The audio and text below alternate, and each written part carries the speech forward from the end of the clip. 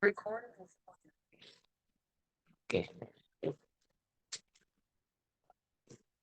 Oke, aku anggap suaraku terdengar dengan jelas. Mungkin kita perkenalan diri dulu ya. Namaku Fahmi Aziz Firmansyah dari Institut Teknologi Bandung. Dan pada hari ini aku akan menyampaikan materi tentang astronomi. Nah, sebelumnya hari ini tuh kita nggak terlalu bahas secara mendalam dari astronomi dulu. Kita mungkin pendahuluan dan hal-hal lain yang perlu disampaikan di astronomi dulu. Sama materinya kita lanjutin, ya kita mulai itu dari astronomi dasar dulu. Dimana aku udah anggap kalian udah punya bekal matematika atau fisika dasar dari sekolah ataupun dari guru. Nah, di sini kalau dasar astronomi itu yang pertama matematika atau fisika dasar. Tapi nanti aku sambil jelasin sedikit-sedikit bahas tentang matematika dasar yang dipakai itu gimana. Kemudian sama mungkin tanya-tanya dikit kondisi kalian kalau ngerjain soal astro atau belajar astro di sekolah itu gimana. Oke, sama aku izin off-cam ya ketika penjelasan materi, karena sambil share screen. Oh ya, sama satu lagi, kalau misalnya ada pertanyaan atau hal yang ingin disampaikan, itu langsung on mic aja. Karena nanti mungkin aku lihat kolom chat itu nggak terlalu sering. Nanti jika ada pertanyaan atau apapun yang disampaikan, langsung on mic. Oke, aku izin. Oke.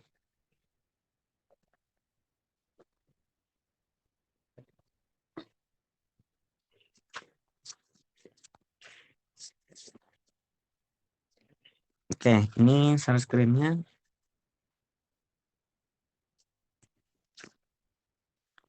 Kita pertama tentang astronomi dasar dulu ya.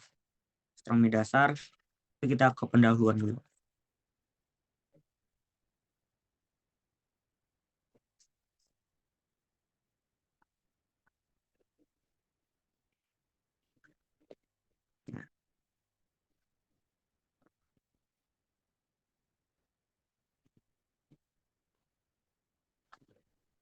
Nih,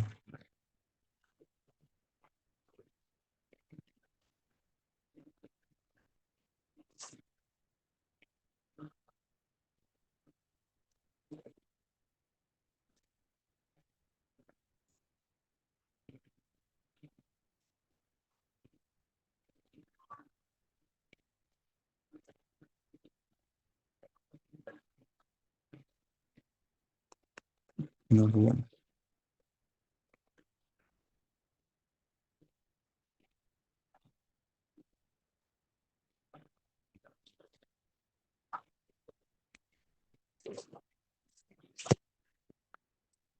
Gimana ya masalah? Nah, ini.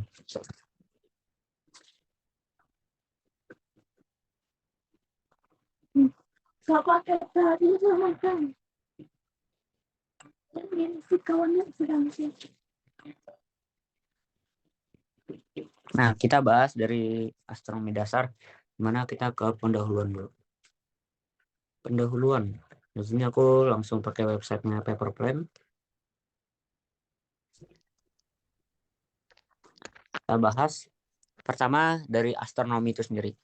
Jadi astronomi itu dari bahasa Yunani yang artinya itu astronomia, dari dua kata itu astron dan juga nomos. Astron itu artinya bintang, nomos itu artinya hukum. Dan bisa juga kita sebut sebagai ilmu bintang atau ilmu falak. Nah, astronomi itu adalah ilmu alam yang mempelajari benda langit dan fenomena alam yang terjadi di luar bumi, termasuk fenomena dari atmosfer atas bumi yang berasal dari luar angkasa seperti meteor dan juga aurora. Ilmu ini secara pokok mempelajari berbagai sisi dari objek langit, dari asal-usul, sifat kimia atau fisika, meteorologi, gerak, dan juga pengetahuan benda-benda tersebut yang dapat menjelaskan pembentukan dan perkembangan alam semesta. Jadi, kalau kalian tahu, astronomi itu kan bahasnya tentang luar angkasa. Di luar angkasa itu ada apa aja? Luar angkasa itu kan tentunya ada banyak benda, ada banyak materi, bisa berupa planet, bisa berupa asteroid, bintang. Mungkin yang sekarang nih paling sering dilihat ya dari bumi itu pasti bumi dan juga yang pasti bulan dan juga matahari. Dan bumi juga termasuk objek astronomi yang dibahas. Tapi untuk lebih detail, bumi itu akan dipelajari di Olimpiade Kebumian. Sedangkan astronomi itu membahas planet lain selain bumi atau juga kehidupan bintang ataupun planet-planet di luar tata surya. Jadi astronomi ini akan menjelaskan pembentukan dan perkembangan dari alam semesta. Mungkin kalian udah pernah dengar ada namanya teori Big Bang. Di teori dari ketidakadaan menjadi sesuatu yang segala-galanya. Itu teori Big Bang. Itu diperkirakan adalah asal-usul terbentuknya alam semesta. Di mana lama-kelamaan sampai saat ini alam semesta sudah berbentuk sangat-sangat besar dan sangat-sangat luas. Sehingga kita dapat mengamati perbedaan pertama kali alam semesta terbentuk hingga saat ini. Dan kita juga bisa memprediksi bagaimana alam semesta tersebut ke depannya. Apakah akan hancur atau bagaimana. Itu bisa kita prediksi dengan pelajari di astronomi. Next. Nah, astronomi itu adalah salah satu ilmu yang tertua, di mana kita ketahui dari artefak-artefak astronomis yang berasal dari era prasejarah. Contohnya, ada monumen-monumen dari Mesir dan juga Nubia. Atau yang paling terkenal itu Stonehenge dari Britania. Bahasa Inggris ya. Orang-orang dari peradaban awal-awal, semacam Babilonia, Yunani kuno, Tiongkok, India, dan suku Maya, juga mendapati telah melakukan pengamatan metodologis tentang langit malam. Meskipun punya sejarah yang sangat panjang, astronomi itu baru dapat berkembang menjadi cabang ilmu pengetahuan modern melalui penemuan teleskop. Jadi dulunya astronomi itu lahir dari keingintahuan seorang manusia, di mana manusia itu melihat kenapa langit itu gelap, cuma ada titik-titik terangnya, dan kenapa di siang hari langit itu terang. Nah, itu asal usulnya. Jadi berasal dari keingintahuan manusia untuk mengetahui benda apa yang menyebabkan siang hari itu terlihat terang dan malam hari terlihat gelap, namun terdapat titik-titik putih. Jadi asalnya dari sana. Sehingga mulai dari situ orang-orang zaman dulu tuh menggambarkan kondisi langit malam ataupun juga menggambarkan situasi ketika terjadi fenomena-fenomena itu. Misalkan ada fenomena gerhana dan juga yang lain.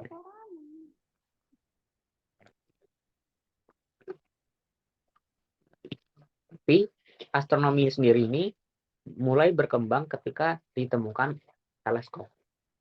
Jadi ketika mulai ditemukan teleskop, astronomi itu lebih berkembang lagi.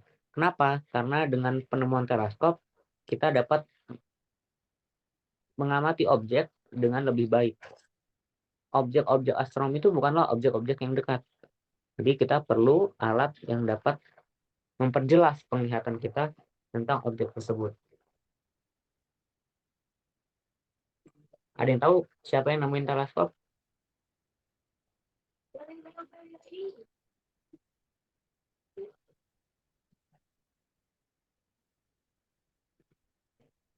Jadi yang nemuin teleskop tuh namanya Galileo Galilei.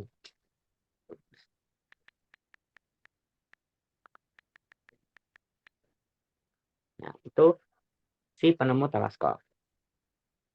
Kemudian dikembangkan oleh Newton dan lain-lainnya. Oke, selanjutnya. Nah, jadi banyak cabang-cabang ilmu yang pernah turut disertakan sebagai bagian dari astronomi. Nah, kalau kita perhatiin, cabangnya ini sangat beragam. Pertama ada astrometri, pelayaran berbasis angkasa, astronomi observasional, sampai saat ini penyusunan kalender dan astrologi. Tapi saat ini astronomi profesional sering identik dianggap dengan astrofisika. Jadi walaupun banyak hal yang dapat kita pelajari dari astronomi, banyak hal yang kita dapat pelajari pada astronomi di cabang-cabang tertentu, tapi yang paling identik astronomi itu pasti identiknya dengan astrofisika. Di hubungan antara astronomi dengan fisika. Bagaimana cara kita menjelaskan fenomena di luar angkasa dengan konsep-konsep fisika. Gitu. Nah, ini namanya astrofisika.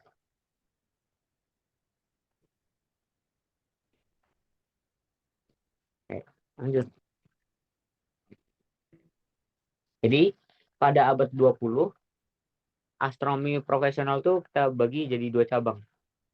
Itu ada namanya astronomi observasional, di mana astronomi observasional itu merupakan studi astronomi yang melibatkan pengumpulan data dari pengamatan atas benda-benda langit. Jadi kita mengamati benda-benda langit, dan kita kumpulin data-datanya.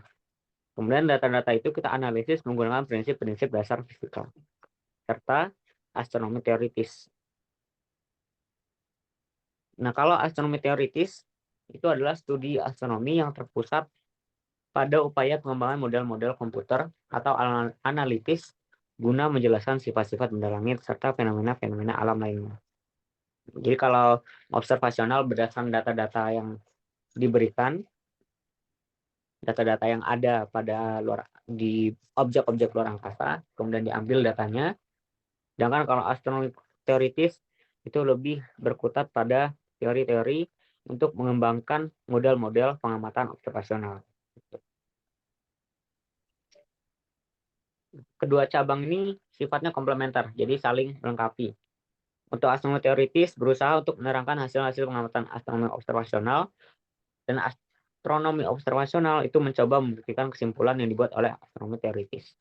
Jadi kalau kita punya pengamatan dari observasional, terus kita sesuaikan apakah sesuai dengan teori kita atau enggak. Ternyata kalau nggak sesuai, bukan observasi yang kita ubah, tapi teori yang kita ubah. Bagaimana sampai sesuai dengan keadaan yang semestinya. Tapi bisa saja dengan teoritis kita dapat melakukan pengamatan observasional yang lebih baik. Jadi mereka ini saling melengkapi, bukan saling menjatuhkan ya. Di bukan teoritis dengan observasional itu beda jauh. Sebenarnya nggak juga, mereka ini saling melengkapi. Contohnya teori tentang black hole.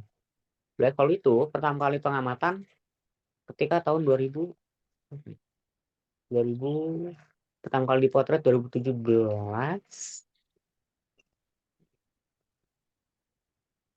Ingat tuh 2017, terus itu di Messier berapa M, pokoknya di objek Messier. Jadi di objek Messier itu terdapat black hole, kemudian dipotret, dan itu pengamatannya sangat-sangat sulit. Dan teorinya pertama kali ada itu udah lama banget. Cuma sulit melakukan pengamatan untuk black hole. Jadi pertama kita munculkan teorinya, lalu kita coba cari buktikan dengan pengamatan observasi. Setelah itu, jika ternyata benar, berarti teori kita sudah benar. Tapi kalau misalnya ternyata belum kita dapatkan, ya kita harus mengembangkan lagi teori kita sampai memungkinkan kita dapat mengamati objek-objek ataupun fenomena-fenomena yang perlu kita buktikan dari teori.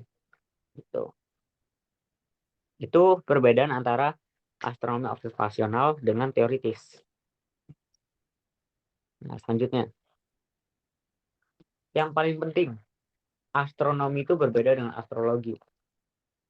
Nah, kalau astrologi itu kepercayaan bahwa nasib dan urusan manusia berhubungan dengan letak benda-benda langit seperti bintang atau rasinya. Di kalau kalian baca-baca artikel gitu, hari ini zodiak ini akan gini gini gini gini gini, itu otomatis nggak ada hubungannya sama astronomi. Atau misalkan tarot atau hal lain-lainnya, itu nggak ada hubungan sama astronomi.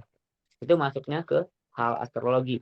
Jadi astrologi itu mencoba mencocokkan atau menghubung-hubungkan fenomena astronomi dengan kehidupan manusia. Padahal walaupun si manusia ini jatuh pun, bintangnya juga tetap mutar, bisa juga berevolusi. Jadi nggak ada pengaruh kehidupan manusia dengan fenomena di astronomi. Jadi sebenarnya untuk astrologi itu termasuk karangan sih, karangan manusia itu sendiri ya. Gitu. Jadi kalian harus paham lah perbedaan antara astronomi dengan astrologi.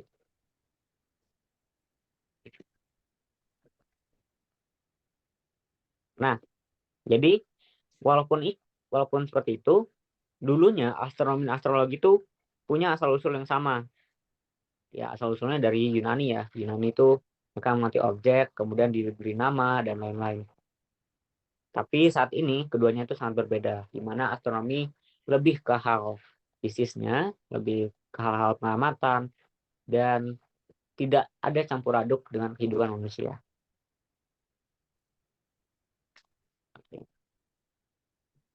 Nah, ini contoh gambar langit malam yang gelap, jauh dari lampu-lampu. Ini kondisi yang ideal untuk melakukan pengamatan bintang. Nah, pemandangan langit malam ini ada di Observatorium Paranal Chili. Jadi 3 objek yang terlihat di situ ada 3 bintang ya. Yang paling atas, yang ini bulan. Kemudian yang sebelah kirinya ini ada Venus. Dan yang sebelah kanan ini ada Jupiter. Ini langit malam ketika tidak ada cahaya di sekitar. Atau memang benar-benar langit malam yang bersih. Jadi kalau kalian penasaran dengan langit malam di zaman dahulu, kalian coba cari tempat yang tidak ada cahaya di sekitar dan cuacanya lagi bagus. Nah, itu langit malam yang sangat-sangat ideal untuk melakukan pengamatan. Oke. Nah, di sini aku ada kuis.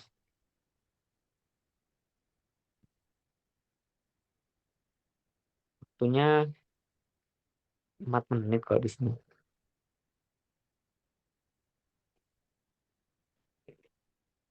Oh, ini udah aku jawab deh. Astronomi tadi berasal dari 2 kata, yaitu astron dan nomos. Apa arti kata dari astron? Astron itu artinya bintang. Oke.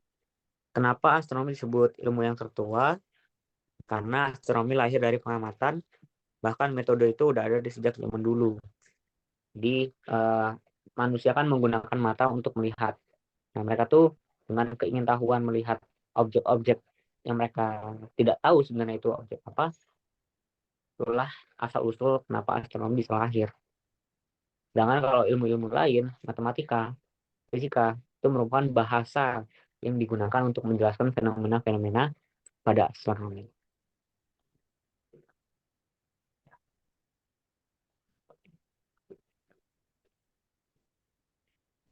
Gimana deket suaranya?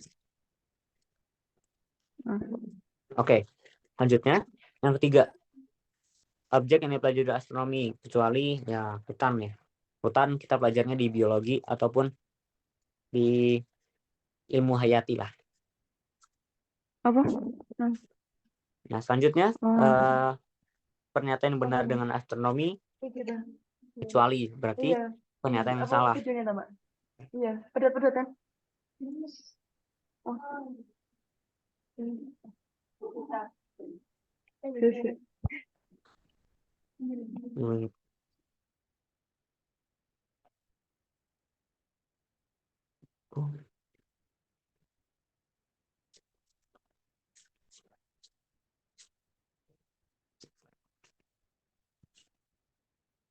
Nah, pernyataan yang benar tentang astronomi kecuali berarti kita ambil pernyataan yang salah. Yang pertama, astronomi merupakan ilmu yang belajar alam semesta. Benar. Astronomi lahir melalui pengamatan yang sudah dilakukan sejak zaman dulu. Oke, betul ya. Astronomi mempelajari segala hal yang telah lalu dan akan terjadi pada alam semesta. Ya, betul juga. Terus, astronomi menggunakan alat-alat untuk mendapatkan data melalui pengamatan observasional. Ya, benar ya. Mungkin nama lain dari alat-alat itu adalah instrumen. Kemudian yang terakhir, astronomi memiliki keterkaitan dengan kehidupan manusia, baik dari tingkah laku seseorang atau bahkan nasib seseorang dari sebuah kejadian astronomis. Tentunya ini salah, karena ini dari contoh pengertian astrologi, jadi bukan astronomi.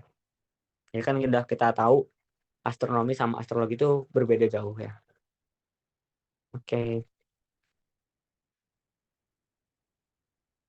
Aku tanya dong, kalian udah punya kalkulator saintifik belum? Udah, Kak. Udah ya? Udah. Oh, penemu apa tadi? Oh ya, teleskop. Oke. Boleh tahu nggak kalkulator apa yang kalian pakai? Mereknya atau nomor serinya? Casio FX 991. ES, EX? FX. FX. Iya, kan FX 991. Ya. ES atau EX? EX. Oke, sip. Oke, kita lanjutin lagi. Ini itu pendahuluan aja lah tentang astronomi. Nah, mungkin kita lanjut ke materi aja. Materinya kita bahas di astronomi dasar. Kalau dari kalian sendiri ada yang mau tanya nggak? Bukan yang sebelumnya boleh, tentang yang sebelumnya boleh, atau di luar dari konteks yang sebelumnya juga boleh. Mau tanya apa juga boleh. Pokoknya tanyain aja ya kalau ada yang bingung atau yang lain. Mana ya? Astronomi dasar. Nah, kita pelajari astronomi dasar. Pada astronomi dasar, kita tuh intinya mempelajari hal-hal astronomi, tapi menggunakan konsep-konsep dasar, masih berupa konsep-konsep matematika ataupun fisika. Nah, tapi untuk di sini aku pakai konsep-konsep dasar matematika aja. Biasanya di soal-soal astronomi itu masih kayak mencari jarak suatu benda, misalkan jarak bulan itu berapa, terus jarak bintang itu berapa. Nah, itu coba dicari. Nah, konsep-konsepnya itu akan kita pelajari di astronomi dasar. Yang pertama, kita akan mencari jarak benda langit. Nah, di sini aku bagi dua. Jadi ada jarak yang relatif dekat dengan jarak relatif jauh. Kenapa aku sebutnya relatif? Karena di sini jarak pada astronomi itu biasanya bukan jarak yang dekat, meter, 10 meter, 100 meter. Ataupun mungkin kita tahu 100 km itu masih sangat dekat. Di astronomi itu jaraknya bisa ratusan ribu atau jutaan kilometer atau bahkan miliaran atau bahkan triliun. Itu di astronomi. Di kita bukan menggunakan jarak-jarak yang dekat. Tapi untuk benda-benda langit yang lebih dekat, contohnya bulan atau asteroid, itu bisa kita bilang sebagai jarak yang relatif dekat dalam skala astronomi. Jadi ini jarak relatif dekat. Untuk jarak relatif dekat, kita menggunakan konsep diameter sudut. Konsep diameter sudut. Di mana mata manusia itu paling peka pada benda-benda yang memiliki lebar suatu sudut. Mungkin kita nggak bisa langsung tahu kan. Misalkan nih, kita lihat satu benda yang jaraknya dekat. Sekalipun kita pakai mata telanjang, kita nggak akan tahu ukuran bendanya. Apakah bendanya 2 meter, apakah bendanya 3 meter, kecuali kita gunakan alat ukur. Tapi kita bisa tahu lebar sudutnya.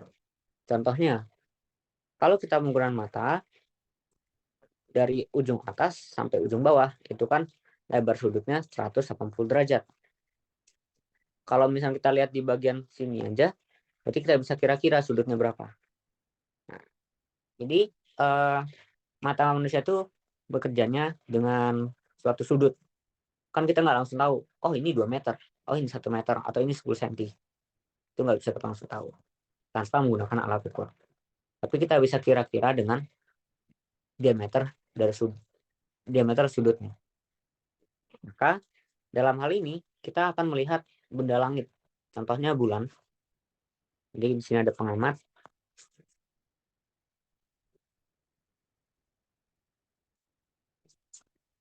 Mengamati benda langit yang punya jari-jari R. Kebanyakan benda langit itu bentuknya adalah bola ataupun bentuknya asimetris. Tapi yang paling sering bola atau elips atau elipsoid atau asimetris tadi. Contohnya asimetris apa?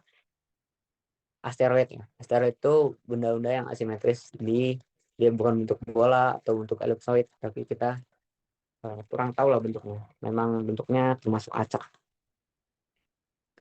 Tapi kebanyakan benda-benda di astronomi itu bentuknya bola yang punya jari-jarinya R. Maka bila kita ingin mencari tahu jaraknya, anggaplah di sini D, kita harus tahu dulu lebar sudut dari benda tersebut. Aku mau tanya, kalian udah belajar trigonometri belum? Udah, Kak. Udah ya. Oke. Aku ulas sedikit aja trigonometri. Jadi kita pakai trigonometri ini ada tan, sin, dan juga cos.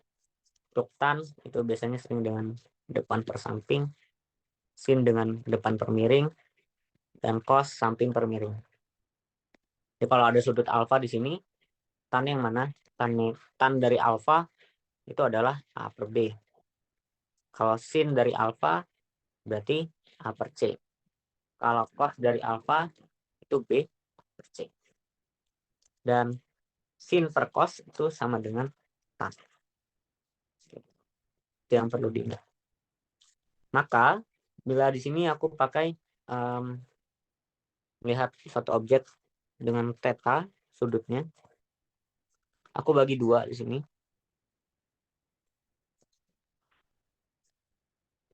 Maka aku akan dapatkan segitiga. Sini setengah dari theta, yang ini D, yang ini R.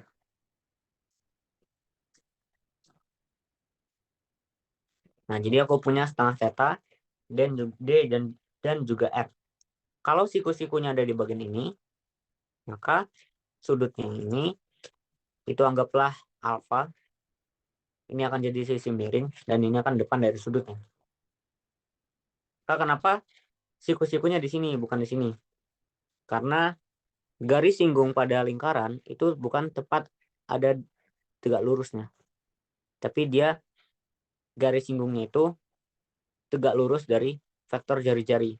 Ini ada jari-jari, tegak lurusnya itu ada di bagian ini. Jadi bukan di bagian ini, tapi di bagian yang ini. Kenapa kalau di bagian ini, dia itu akan memotong, bukan menyinggung. Jadi sebenarnya preferensi aja sih. Kalian mau pakai yang kayak gini atau yang ini. Tapi aku seringnya pakai yang ini. Maka aku punya setengah theta garis sudut siku-siku R dan juga D. Kalau di sini ada depan dari sudutnya, ini miring dari sudutnya, maka ini kita gunakan sin. Anggaplah sin alfa itu adalah depan per miring. Dengan alfanya itu tadi setengah theta, depannya itu R, miringnya D. Dalam hal ini kita mengamati benda-benda yang sangat jauh. Benda-benda di skala astronomis. Sehingga sudut atau diameter sudut yang terbentuk itu sangat-sangat kecil. Jadi ketika tetanya A sangat-sangat kecil, sin dari suatu sudutnya akan bernilai mendekati sudut itu sendiri. Ini namanya aproksimasi.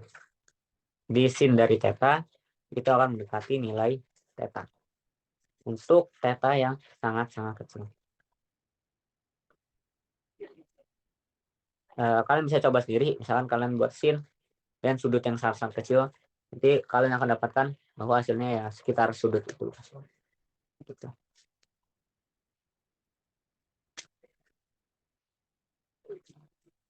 Maka di sini kalau sin tetanya mendekati theta, maka setengah theta sama dengan R per D.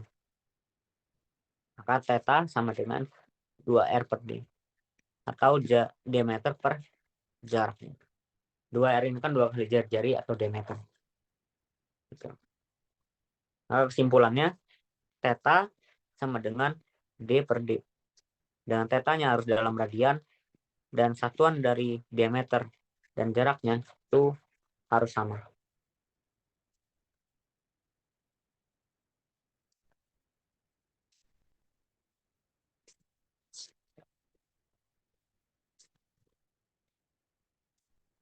Ini diameter sudut.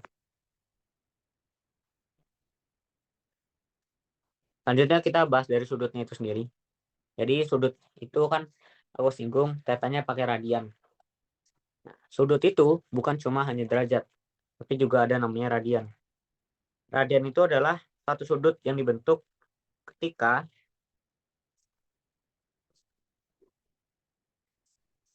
jarak dari dua titik ini akan sama dengan jari-jari. Jari-jari dari lingkaran. Nah, sudutnya yang dibentuk itu adalah satu radian. Kalau kita tahu satu lingkaran itu adalah sekitar 2 pi radian. Kalau dalam derajat, satu lingkaran itu akan sama dengan 360 derajat. Tapi sebenarnya derajat ini bukan merupakan satuan yang terkecil, tapi ada satuan yang lebih kecil lagi. Itu ada namanya menit busur dan juga detik busur. Ya, ada namanya menit busur.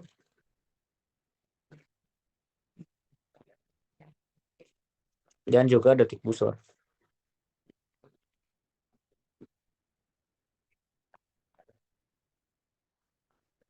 Jadi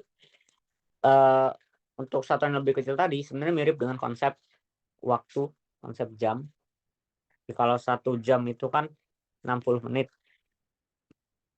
Dan 1 menit itu 60 detik atau 3.600 detik untuk 1 jam. Sama halnya dengan derajat. Kalau 1 derajat itu akan sama dengan 60 menit. Dan akan sama dengan 3.600 detik. Tapi ini menit busur. Yang ini detik busur.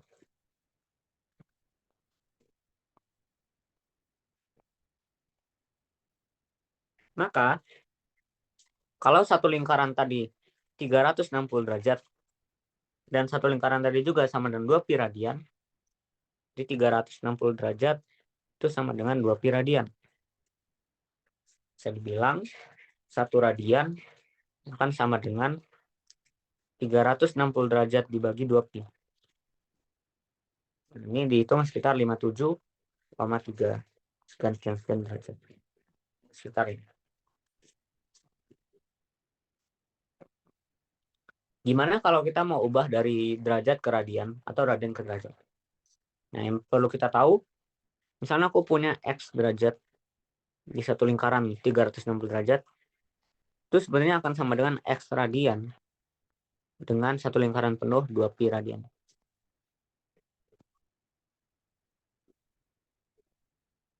Maka kalau aku mau cari X dalam radian, berarti X derajat dibagi 360 derajat dikali 2 pi. Jadi aku dapat X-nya dalam radian. Kalau aku mau ubah dari radian ke derajat, berarti X radian dibagi 2 pi dikali 360 derajat. Nanti aku akan dapatkan X-nya dalam derajat. Jadi ini step-stepnya lah yang perlu kalian tahu. Mungkin kalian tahu kalau derajat itu bukan satuan terkecil, masih ada menit busur dan juga detik busur. Oke, sampai sini ada yang mau tanya dulu?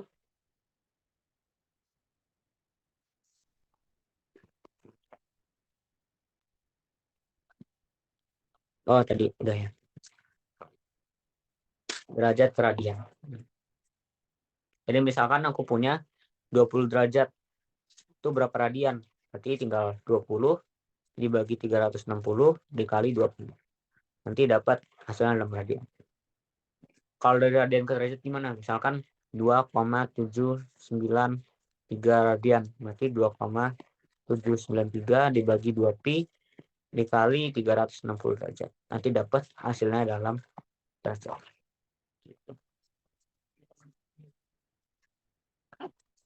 Nah, mungkin ada satuan yang lebih familiar lagi. Kalau di astronomi, kalau 1 radian itu sama dengan 206,265 detik busur. Asal usulnya dari mana? Kan kita tahu tadi 1 radian itu sekitar 360 per 2pi.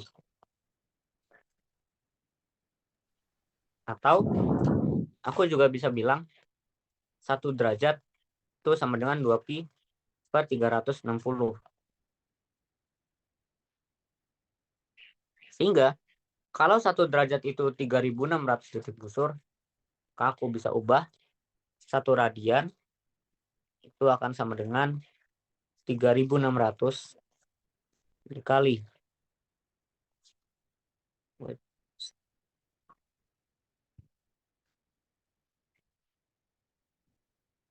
dikali 360 per 2pi. Didapat hasilnya sekitar 206.264,8062 detik busur.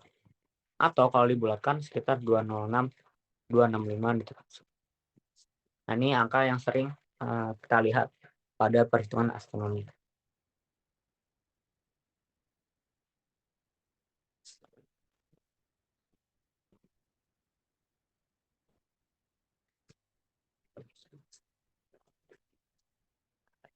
Nah, coba kalian cari diameter dari bulan dengan tahu kalau diameter sudut bulannya sekitar 0,5 derajat dan jarak bumi ke bulan itu sekitar 384.400 km. Kira-kira berapa diameter bulan dalam kilometer?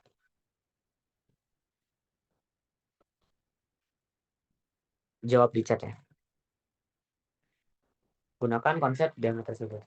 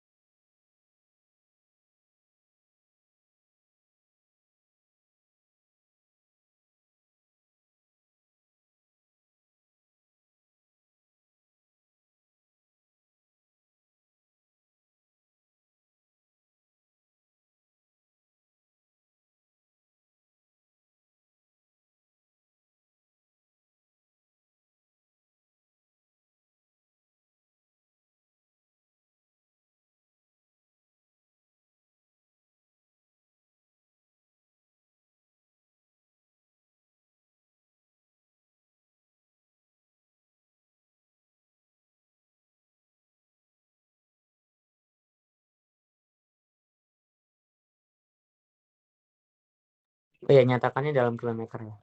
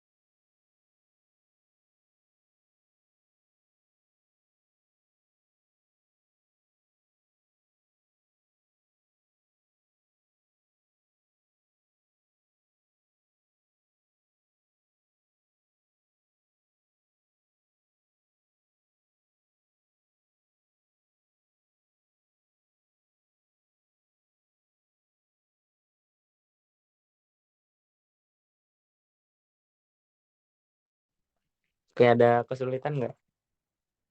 Ada yang bingung masih?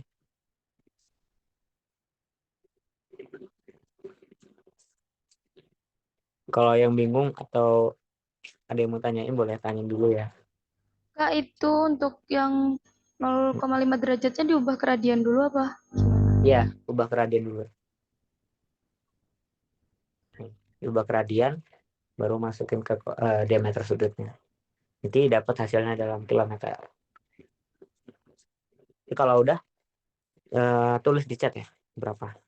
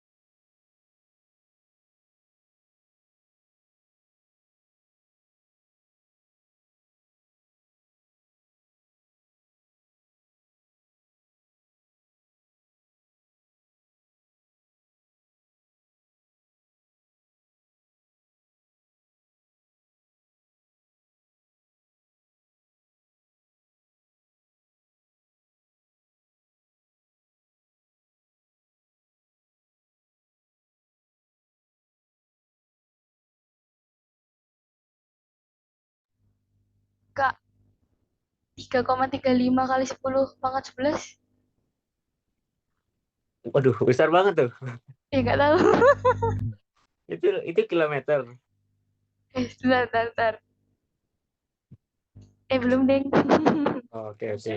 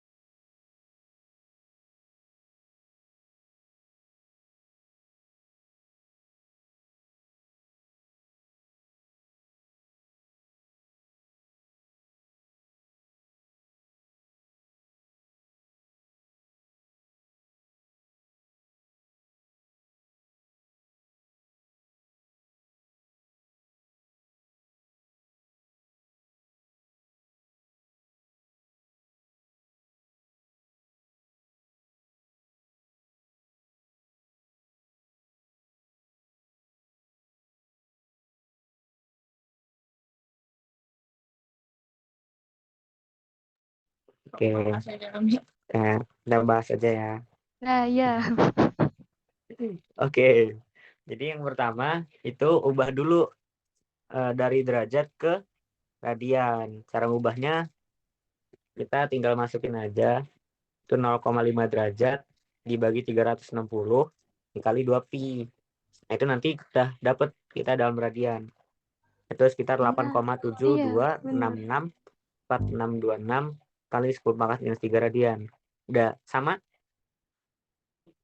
Sama. Sama, Kak. Nah, udah langsung kaliin aja. 384,400. Kenapa? Karena kan ini theta. D per D. Kita mau cari diameternya. Jadi tinggal theta dikalikan dengan jaraknya. Itu diameternya. Berarti D sama dengan theta dalam radian dikalikan dengan jaraknya. Kalau diameternya itu akan sama dengan tetanya ini kali 10 pangkat minus 3, jaraknya 384.400 km. Kan di sini perbandingan. Kalau perbandingan itu harus menggunakan satuan yang sama. Kalian nggak bisa pakai yang di sini meter, sini kilometer. Ini nggak bisa. Jadi harus sama-sama satuannya, kilometer, kilometer. Karena kita udah punya jarak dalam kilometer, otomatis diameternya juga dalam kilometer. Berarti diameternya itu akan sama dengan 8,7266426 kali 10 minus 3 radian dikali 384.400 km. Nanti kalian akan hitung dan dapatkan diameternya dalam kilometer yaitu 3.354,523. Nah, ini masih diameter ya. Kalau jari-jari gimana? Kalau jari-jari berarti dibagi 2.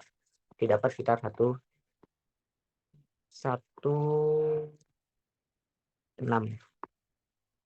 sekitar 1.600 atau 1.700 kilometer. Ini sama nggak kalau dihitung dapatnya ini? Ya, sama. Tapi tadi lupa ke kilometernya. Oh ya, yang penting ingat aja satuannya sama kalau perbandingan itu aja. Yap. Oke. Coba kalau misalkan kalian pakai sin, terus masukin tetanya 0,5. Jadi D sama dengan sin dari 0,5 derajat dikali 384.400. Nanti hasilnya dalam kilometer juga. Dapat nggak? jaraknya dalam kilometer itu mendekati ini atau enggak. Tanpa kita ubah ke radian, kalau pakai sin, kira-kira mendekati atau enggak? Iya, Kak. Jadinya 335,4480. Ya, mendekati ya. Ya. Ya. Tapi kalau mau lebih akurat pakai radian. Karena sin ini kita pakai sudutnya itu 90 derajatnya di sebelah sini, bukan di sini. Oke. Oke. Nah, selanjutnya ada yang mau tanya dulu? Belum, Kak. Belum. Kalau belum ada, sebenarnya ada satu lagi cara menghitung jarak untuk benda yang dekat. Itu namanya metode radar ranging. Metode radar ranging ini digunakan untuk mencari jarak dari objek di sekitar tata surya dengan cara menembakkan radar ke objeknya dan mengamati radar yang dipantulkan kembali. Jadi, sekarang kita punya pemancar radar. Kita mau cari jarak dari suatu objek.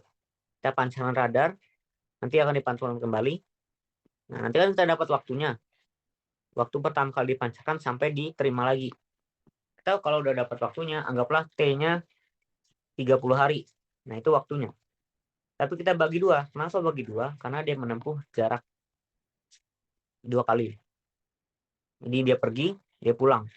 Nah, kalau mau cari jaraknya, kita ambil yang satu aja. Hanya di sini bagi dua. Maka waktunya sekitar 15 hari. Anggaplah 15 hari.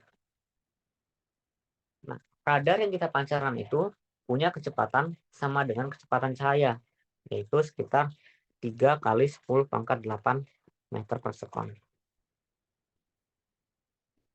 Kalau kita tahu hubungan kecepatan jarak dan waktu itu adalah V sama dengan D per T, maka jarak itu adalah V dikali T.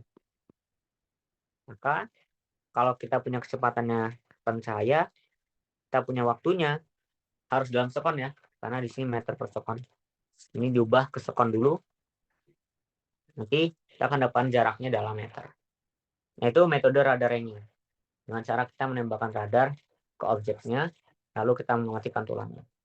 Hal ini juga sama konsepnya dengan menghitung atau mencari tahu kedalaman laut. Kalau kalian pernah lihat di buku sekolah, jadi kalau ada kedalaman laut atau misalkan kedalaman gua atau yang lainnya, itu kita mengamati pantulannya.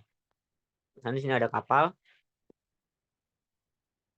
Nah, ini dipancarkan sonar, lalu sonarnya mantul dari dasar laut kembali lagi ke penerima. Nanti kita cari tahu kedalamannya. Dengan kita tahu tadi waktu yang diterima berapa dan kecepatan rambat sonar pada air berapa, maka kita bisa tahu kedalaman lautnya. Atau mungkin kalian juga pernah menghitung jarak suatu petir atau kilat. Di pertama kali kilat menyambar, dihitung waktunya dalam stopwatch, terus kira-kira berapa detik atau berapa mili detik kemudian baru muncul suaranya. Nanti kalian bisa kira-kira berapa sih jarak si kilat atau petir itu dari lokasi kita. Konsepnya sama dengan menggunakan hubungan kecepatan, jarak, dan juga waktu.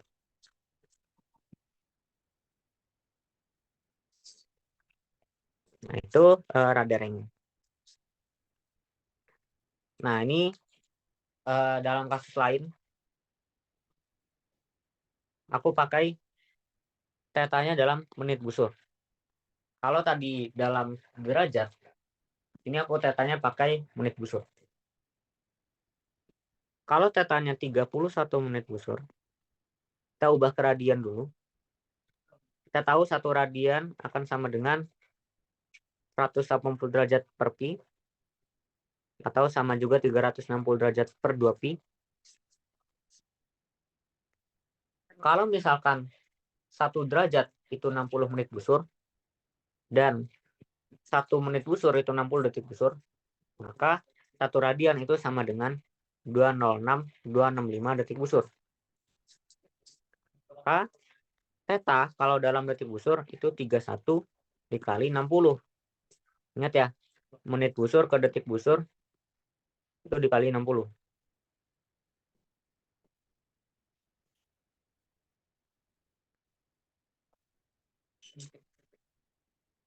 K31 dikali 60, kita dapat 1860 detik busur. Maka tetanya kalau dalam radian itu adalah 1860 dibagi 206,265, kita dapat sekitar 9,017 kali 10 pangkat minus 3 radian.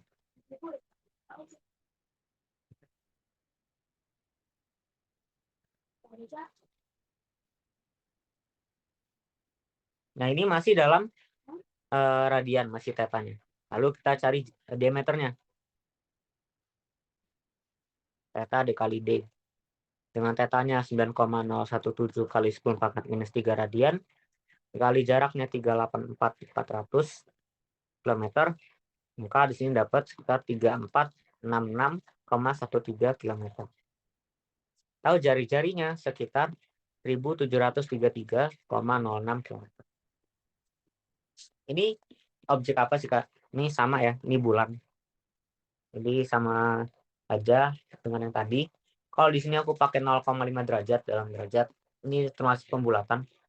Kalau menit busur itu sekitar 31 menit busur.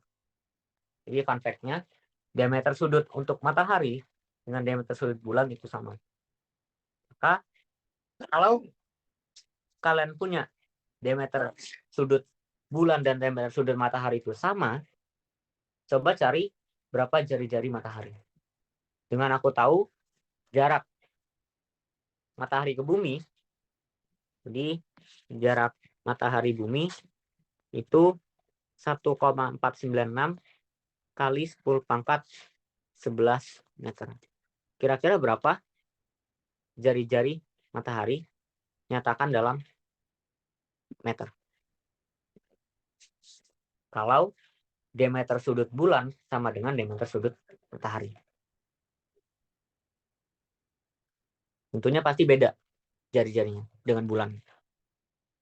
Oh, oke, pelan-pelan kalau lagi nyatet. Yang mana? Yang mau dicatat yang bagian mana? Yang ini? Bagian yang itu, Kak. Radar ranging. Ranging. Oh iya, iya. sorry. Boleh.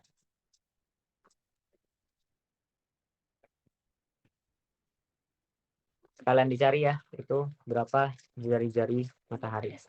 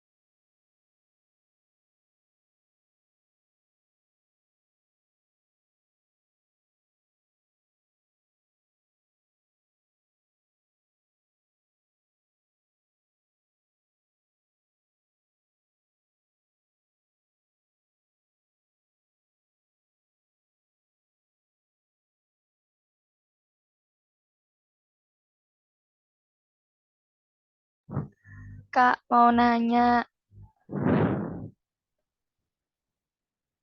Iya boleh. Itu tadi kita disuruh nyari apa ya? Jari-jari matahari. Jari-jari matahari. Nah, Iya. yang yang kita udah ketahui kan diameter sudut bulannya. Terus Iya. tetanya, Diameter sudut itu sama theta. oh, diameter sudut itu sama theta. Oh iya, Sama Deng. dengan theta. Ya. Terus Berarti sama ini, tadi. Nah, kakak dulu lanjutin, kakak dulu lanjutin. oh ya, tadi sama jarak bumi mataharinya itu yang ini 1,496. 1,496 ya. Nah, cari jari-jari dari matahari kalau diameter sudut bulannya sama dengan diameter sudut matahari. Jadi theta si bulan itu sama dengan theta matahari. Salah.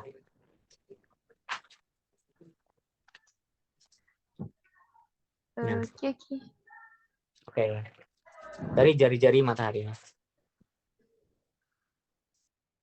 Makasih, Kak.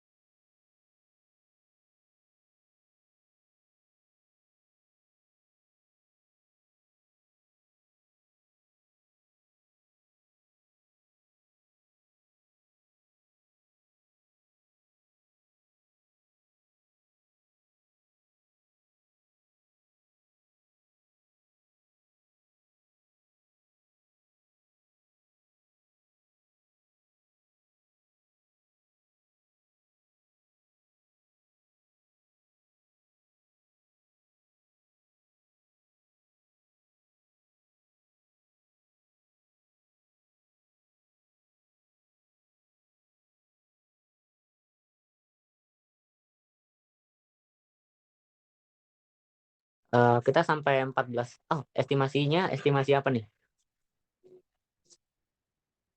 Estimasi Estimasi meeting. waktu selesai. Waktu selesai Zoom. Ya, Oh, 14.40 ya. 14.40. Ya, tapi kalau ada ada kesulitan, itu boleh tanyanya Iya, kalau masih bingung. iya. Makasih, Kak.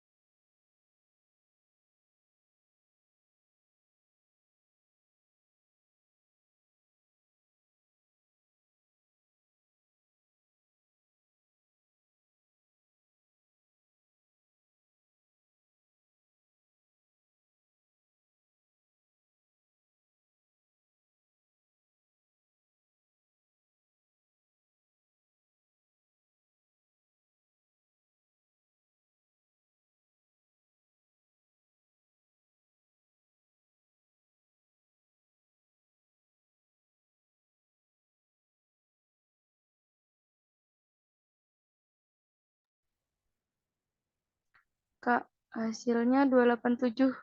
Seterusnya, bener nggak?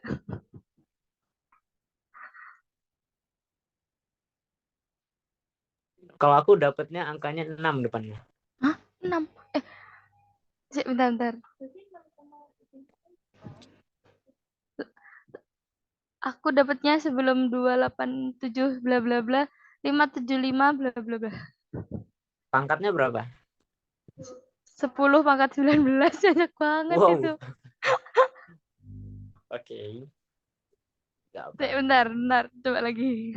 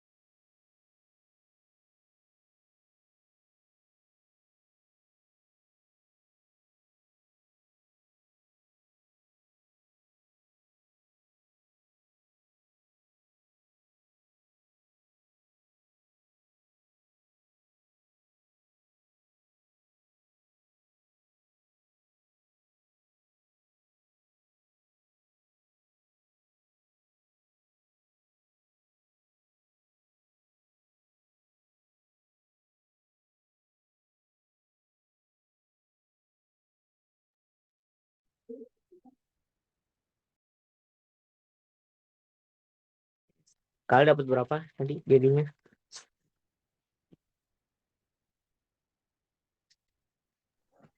Bentar. Hitung gini. Terakhir.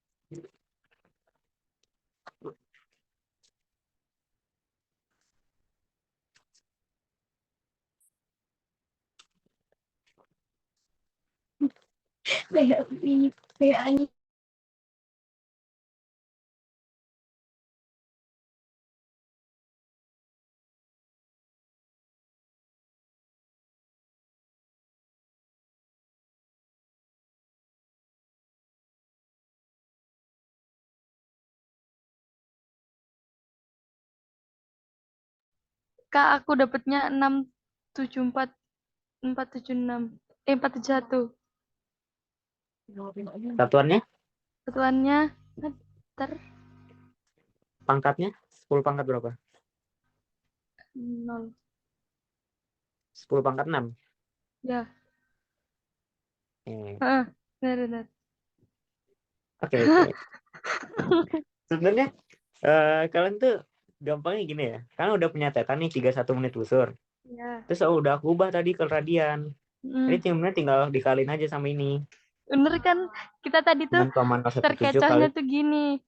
Kan dipikirnya tadi tuh radiannya tetanya tuh belum temu, terus masih belum nyambung sama yang kakak bilang kan, teta itu sama aja kayak diameter sudutnya. Dengan sudut ya. Itu. Jadi tadi salah ngitung di situ. Oke. Kalau aku dapatnya itu sekitar wait. Wait. Oh iya Sekitar bener.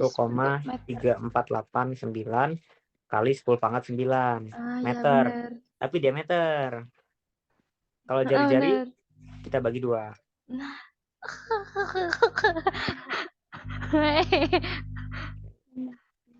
Jadi dapatnya kali 10 pangkat 9 dibagi 2 itu sekitar 6,745 4. kali 10 pangkat 8 meter. Nah, kalau referensinya berapa? Jari-jari matahari itu referensi yang sering ada di tabel konstanta 6,96 kali 10 pangkat 8 meter. Ya, tapi oke lah. Karena kita Ya. tadi pakai asumsi kalau si diameter sudut bulannya sama dengan diameter sudut matahari. Itulah Oke. penyebabnya kenapa bisa terjadi gerhana matahari total. Karena si matahari ditutupi oleh bulan dengan diameter piringannya atau diameter sudutnya itu sama. Kalau diameter sudutnya nggak sama, misalkan diameter sudut bulannya lebih kecil daripada diameter sudut matahari, berarti nggak akan pernah terjadi gerhana matahari total. Yang ada gerhana matahari cincin. Gitu. Oke. Ada yang mau tanya dulu sampai sini? Enggak kayaknya.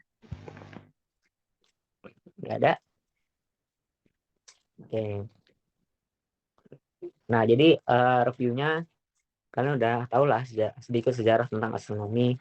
Terus juga diameter sudut, konsep diameter sudutnya, di mana kita bisa mencari jarak suatu benda dengan mengetahui diameter sudut ataupun diameter bendanya.